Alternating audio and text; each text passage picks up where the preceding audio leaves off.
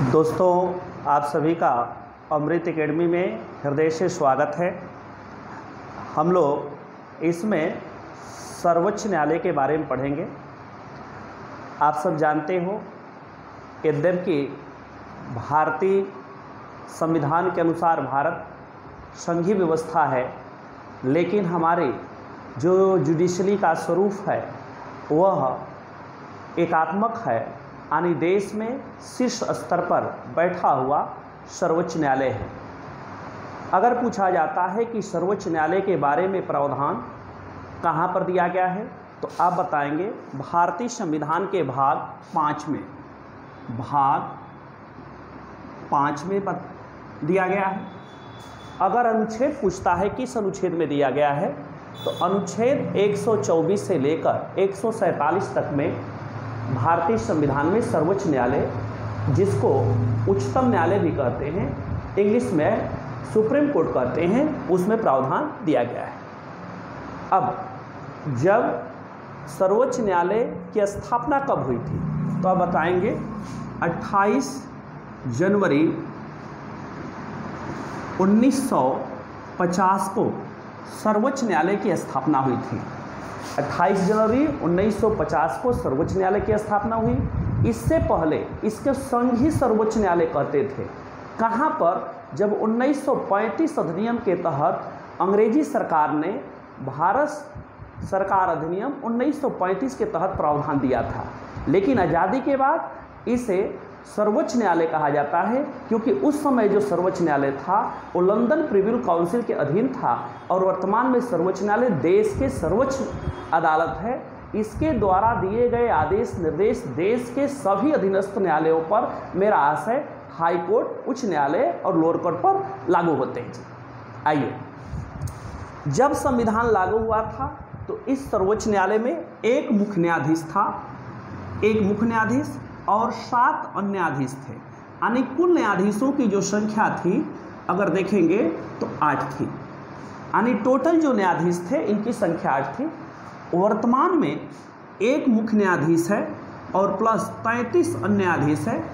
इस प्रकार अगर कुल न्यायाधीश देखते हैं तो कुल न्यायाधीशों की संख्या बराबर 34 है। यानी 34 है मुख्य न्यायाधीश को लेकर, एक मुख्य न्यायाधीश और 33 अन्य न्यायाधीश। ये सभी न्यायाधीशों की नियुक्ति, इन सभी न्यायाधीशों की नियुक्ति कौन करता है? राष्ट्रपति करता है। राष्ट्रपति यानी प्रेसिडेंट करता है। अब प्रश्न उठता है कि किस अनुच्छेद में प्रावधान दिया गया है कि राष्ट्रपति करेगा? आप बताएंगे अनुच्छेद 124 अंडर सेक्शन 2 में ये प्रावधान दिया गया है कि भारत में मुख्य न्यायाधीश सहित सर्वोच्च न्यायालय के अन्य न्यायाधीशों की नियुक्ति कौन करता है? राष्ट्रपति करता है। राष्ट्रपति। लेकिन राष्ट्रपति नियुक्ति करते समय, चाहे वो मुख्य न्यायाधीश हो या अन्य न्यायाधीश हो, सर्वोच्च न्यायालय के मुख्य न्यायाधीश से अनिवार्य रूप से कंपल्सरी है सलाह लेना। यानी राष्ट्रपति नियुक्त करेगा, लेकिन सर्वोच्च न्यायालय के मुख्य न्यायाधीश से सलाह से, मुख्य न्यायाधीश के सलाह से करेगा, सलाह से करेगा। ध्यान दीजिए, सर्वोच्च न्यायालय का मुख्य न्यायाधीश तभी सलाह देगा जब वह सर्वोच्च न्यायालय के 4 वरिष्ठ न्यायाधीशों से सलाह लेगा। यानी इसका आशय क्या है? 4 वरिष्ठ न्यायाधीश सलाह देंगे सर्वोच्च न्यायालय के मुख्य न्यायाधीश को। यानी 4 जो वरिष्ठ न्यायाधीश होंगे कहाँ के होंगे? सर्वोच्च न्यायालय के होंगे, सुप्रीम कोर्ट के। सुप्रीम कोर्ट के 4 वरिष्ठ न्यायाधीश जो सलाह देंगे सर्वोच्च न्यायालय के मुख्य न्यायाधीश के, तब सर्वोच्च न्यायालय का मुख्य न्यायाधीश सलाह देगा राष्ट्रपति को। और इस तरह से सभी सर्वोच्च न्यायालय के न्यायाधीशों को नियुक्ति कौन करता है? राष्ट्रपति करता है। जी आगे देखिए। अब अगर पूछा जाता है कि सर्वोच्च न्यायालय के न्यायाधीश बनने की योग्यता क्या है, तो पहला कंडीशन कहता है कि भारत का नागरिक हो, भारत का नागरिक हो। और दूसरा कहता है कि निम्न में से, दो में से कोई एक योग्यता हो, यानी निम्न में से कोई एक योग्यता हो। अब वो एक योग्यता क्या है? पहला देखिए क, पहला योग्यता है कि वह एक या एक से अधिक उच्च न्यायालय में, एक या एक से अधिक उच्च न्यायालय में कम से कम लगातार वह 5 वर्ष तक न्यायाधीश हो, 5 वर्ष तक न्यायाधीश हो। आदि एक या एक से अधिक उच्च न्यायालय में कम से कम लगातार वह 5 वर्ष तक न्यायाधीश हो। दूसरा कह रहा है ख क्या कह रहा है कि वह एक या एक से अधिक उच्च न्यायालय में लगातार 10 वर्ष तक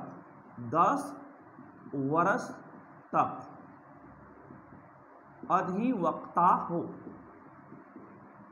यानी 10 वर्ष तक अधिवक्ता होगा। सेकंड कह रहा है यानी इंडियन सिटीजन हो और 10 इयर्स तक वह एडवोकेट हो हाई कोर्ट में। और ग क्या कहता है? ग कहता है कि वह राष्ट्रपति के नज़र में पारंगत विधि वेता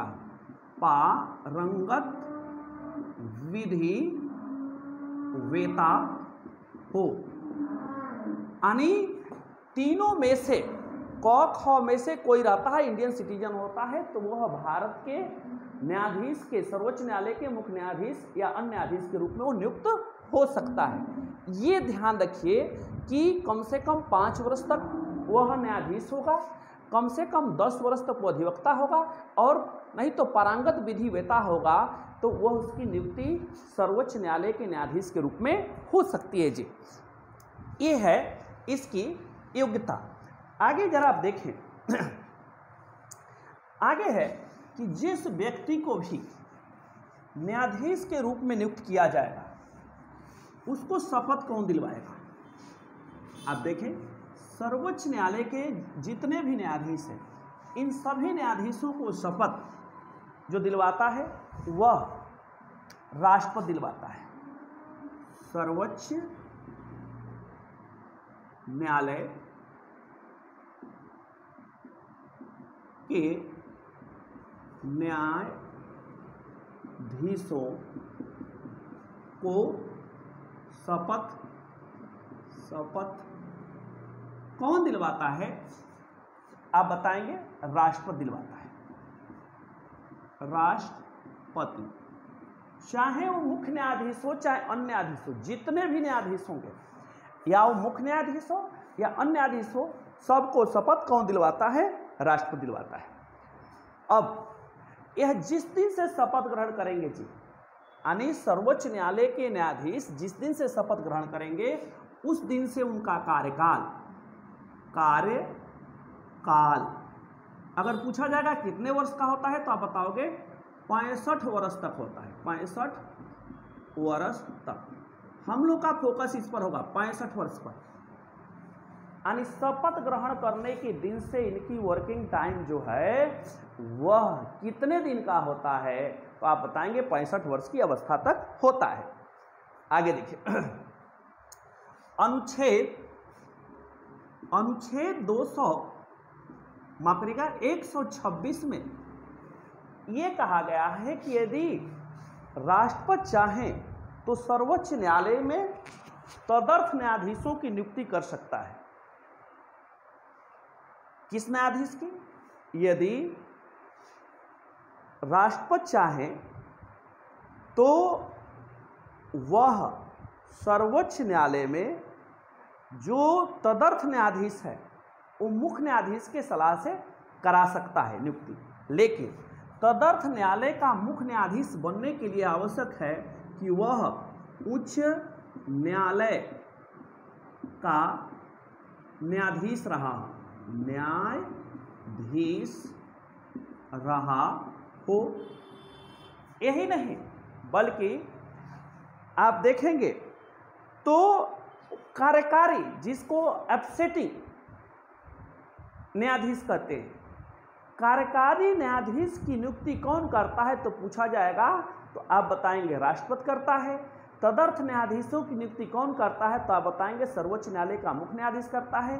मगर सर्वोच्च न्यायालय का मुख्य न्यायाधीश तभी नियुक्त करेगा जब वो उच्च न्यायालय के न्यायाधीश रहने की योग्यता रखता हो, यानी उच्च न्यायालय के जो न्यायाधीश रिटायर हो जाएंगे या कार्यरत है रिटायरमेंट के बाद, तो उनको इसमें तदर्थ न्यायाधीश के रूप में वो नियुक्त कर सकता है जी।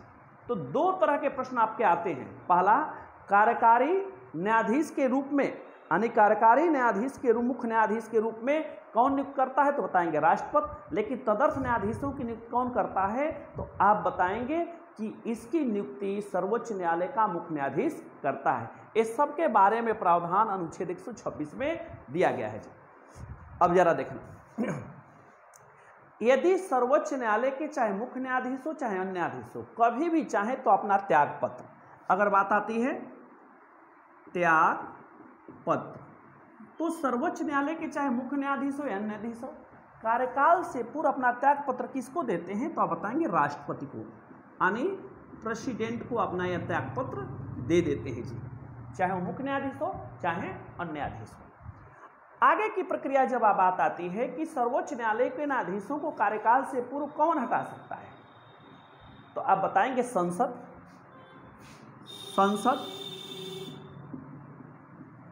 संसद हटा सकती है जी कार्यकाल से पूर्व। लेकिन किस आधार पर, क्या आधार होगा अगर ऐसा पूछा जाता है कि किस आधार पर, तो दो आधार होते हैं हटाने का, दो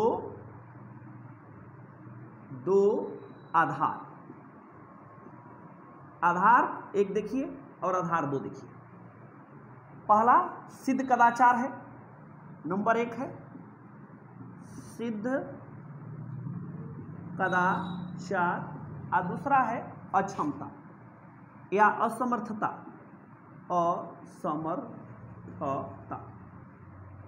असमर्थता तो पहला सिद्ध कदाचार यानी पूर्व फौजाई को शिष्टाचार के विरुद्ध किया, और यह है कि वह असमर्थ है तो उसको हटाया जा सकता है।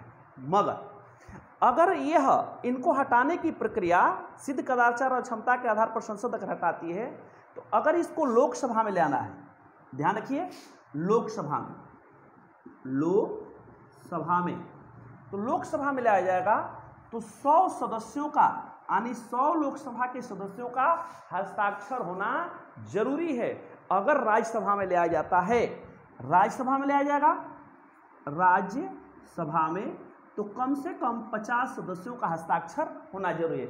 इसका मतलब कि सर्वोच्च न्यायालय के मुख्य न्यायाधीश चाहे अन्य न्यायाधीशों को कार्यकाल से पूर्व संसद दो आधार पर हटा सकती है। पहला सिद्ध कदाचार और दूसरा असमर्थता के आधार पर हटा सकती है।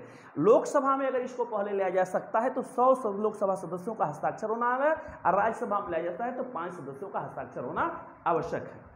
ध्यान दीजिए, प्रथम न्यायाधीश यानी लोकसभा के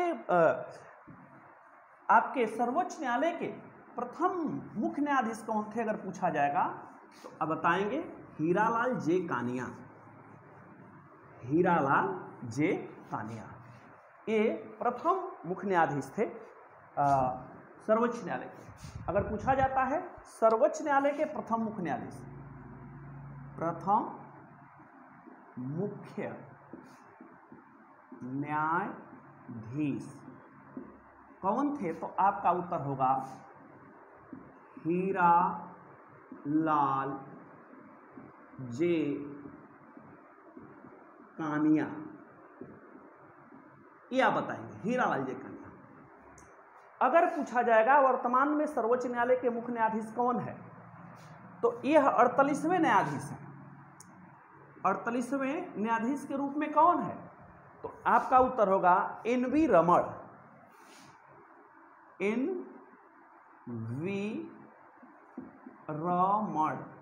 यह भारत के 48वें मुख्य न्यायाधीश के रूप में है जी, यानी यह भारत के 48वें मुख्य न्यायाधीश के रूप में यह दिखते हैं जी। यही नहीं, अगर पूछा जाएगा आपसे क्या कि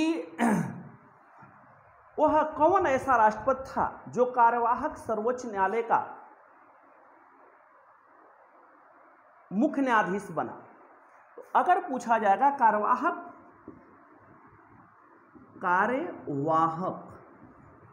कौन ऐसा राष्ट्रपति था, यानी राष्ट्रपति जो था उसको बताना है कि सर्वोच्च न्यायालय का मुख्य बता, तो आप बताएंगे एम हिदायतुल्ला।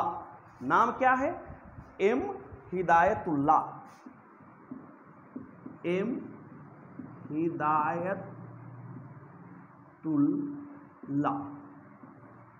एम हिदायतुल्ला जो थे यह सर्वोच्च न्यायालय के चार्ज लेने वाले प्रथम राष्ट्रपति थे। सर्वोच्च न्यायालय के चार्ज लेने वाले प्रथम राष्ट्रपति थे। अगला अगर आपसे प्रश्न पूछा जाता है, ध्यान रहे, अगला प्रश्न पूछा जाता है कि सबसे लंबी अवधि तक सर्वोच्च न्यायालय के मुख्य न्यायाधीश कौन था? तो आप बताएंगे वाई.वी. चंद्रचूड़। वाई.वी. चंद्रचूड़। वाई.वी. चंद्रचूड़ ये सबसे लंबी अवधि तक सर्वोच्च न्यायालय के मुख्य न्यायाधीश थे। लगभग इनका कार्यकाल जो होता है वह 1/2 वर्ष माना जाता है, यानी 7.5 वर्ष तक के ये लगभग थे। अब तक देश में इतनी लंबी अवधि तक सर्वोच्च न्यायालय का कोई मुख्य न्यायाधीश नहीं रहा। अगर पूछा जाएगा कि सर्वोच्च न्यायालय की प्रथम महिला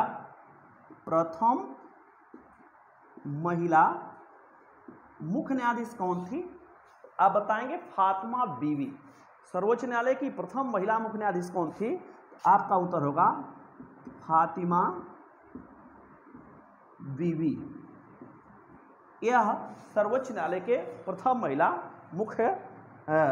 सर्वोच्च न्यायालय की प्रथम महिला न्यायाधीश थी, फातिमा बीवी। इनसे प्रश्न बहुत बार आए हैं, वनडे परीक्षा से लेकर सिविल तक में आए हैं। अगर पूछा जाता है कि सर्वोच्च न्यायालय के प्रथम दलित राष्ट्रपति, जब दलित राष्ट्रपति का नाम पूछा जाएगा तो आपका उत्तर होगा दलित राष्ट्रपति। माफ करिएगा, सर्वोच्च न्यायालय के प्रथम दलित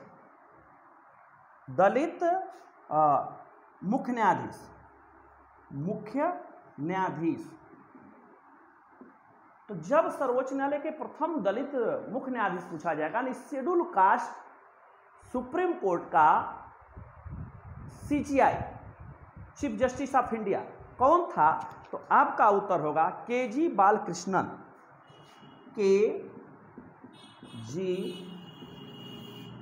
बालकृष्णन ये प्रथम मुख्य न्यायाधीश थे दलित शेड्यूल कास्ट। इसके बाद एक लगातार प्रश्न आप लोगों की परीक्षाओं में आया है, जरा आइए उसकी जिक्र कर दें। वह क्या आया है, जरा उस पर गौर से देखें। आप सुनते भी हैं, क्या सुनते हैं क्या देखते हैं, जरा उस पर पूछा जाता है कि भारत में लोकहितवादी यानी जनहित याचिका के जनक कौन सा सर्वोच्च न्यायालय का मुख्य न्यायाधीश है, जिसको PIL कहते हैं, P पब्लिक इंटरेस्ट लिटिगेशन के जनक कौन है? तो बताएंगे आप कि भारत में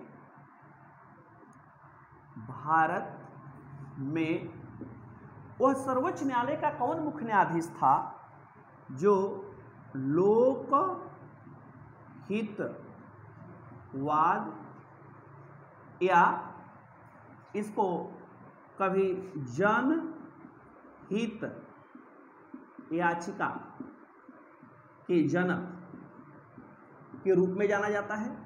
अंग्रेजी में इसको ब्रैकेट में हम लिख देते हैं PIL पब्लिक इंटरेस्ट लिटिगेशन के जनक कौन थे? तो सर्वोच्च न्यायालय के मुख्य न्यायाधीश थे PN भगवती।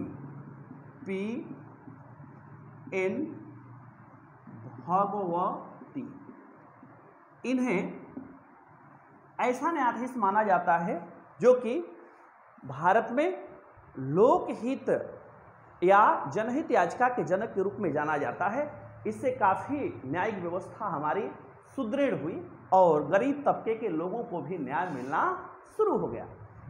इस तरह से आप देखें तो पूरा जो विभिन्न परीक्षाओं में आए हुई चीज़ें हैं मैंने इस वीडियो में डालने का प्रयास किया। अगर पूछा जाता है कि सर्वोच्च न्यायालय के मुख्य न्यायाधीश का वेतन कितना है, मुख्य न्यायाधीश का वेतन आप बताएंगे 2,80,000।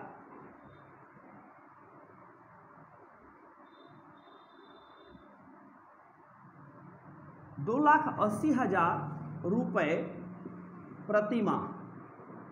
अगर पूछा जाता है अन्य न्यायाधीश का वेतन, अन्य न्यायाधीश का वेतन कितना है सर्वोच्च न्यायालय के, तो आप बताएंगे 2,50,000 रुपये प्रति माह। अगर पूछा जाएगा कि इन न्यायाधीशों को वेतन या भत्ते कहाँ से दी जाती है, तो आप बताएंगे भारत के संचित निधि से, भारत के संचित निधि से दिया जाता है। इस तरह से आप देखें तो इन्हें हीरालाल जे कानिया प्रथम मुख्य न्यायाधीश, वर्तमान में एन.वी. रमण, और फिर भारत में लोकहितवादी या जनहित याचिका के जनक किस सर्वोच्च न्यायालय के मुख्य न्यायाधीश को माना जाता है, तो पी.एन. भगवती को माना जाता है।